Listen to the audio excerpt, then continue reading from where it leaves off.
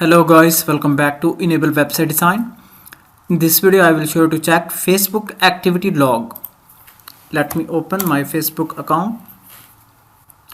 After that, now if you want to check what are the posts that you have published in different groups, then simply on the top right corner you can see this one, your profile. Then click on settings and privacy, and here you can see activity log.